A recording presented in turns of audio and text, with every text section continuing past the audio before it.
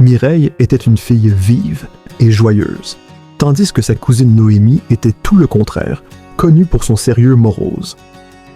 Noémie n'était jamais heureuse. Elle se plaignait toujours de tout, que ce soit le temps ou la nourriture. Qu'il fasse trop chaud, qu'il y ait de la boue sous la pluie, ou qu'il fasse trop froid en hiver, elle était toujours mécontente, comme si elle n'avait jamais connu la joie. Un jour, la vive Mireille décida de prendre les choses en main. Elle annonça « Je vais apprendre à Noémie comment sourire et vivre heureuse. »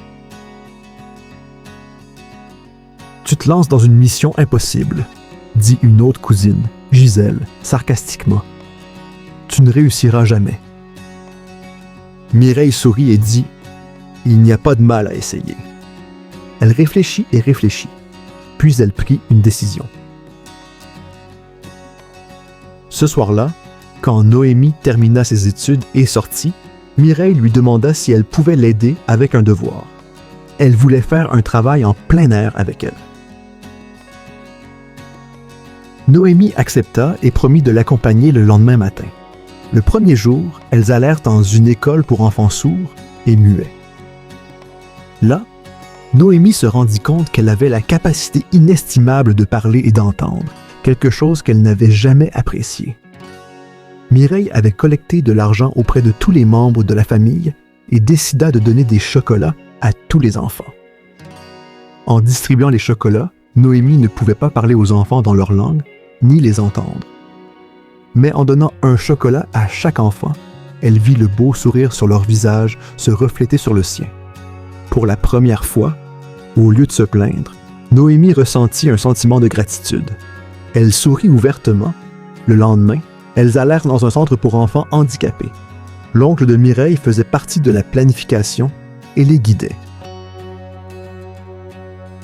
Noémie fut étonnée de voir que les soignants engagèrent les enfants dans différentes activités, et les enfants semblaient trop contents de leur vie malgré leurs défis. Noémie se demanda comment ils pouvaient être si heureux malgré leurs limitations, alors qu'elle était en bonne santé, mais malheureuse. Un enfant qui avait perdu une main essayait de fermer la fermeture éclair de son sac avec sa seule main. Le sac était plein et il était difficile de fermer la fermeture éclair. Noémie s'avança, tint le sac et le ferma pour lui. L'enfant remercia Noémie et sourit. Noémie sentit ce sourire se refléter sur son propre visage. Mireille observa cela avec joie. Elle était proche de réussir sa mission. « Tu fais tout seul ?» demanda Noémie à l'enfant en le regardant nouer habilement ses lacets. « Oui, je préfère le faire moi-même, plutôt que de demander de l'aide. » Il sourit encore. Noémie sentit qu'elle n'avait jamais vu un sourire aussi satisfait auparavant. Il était heureux de sa vie.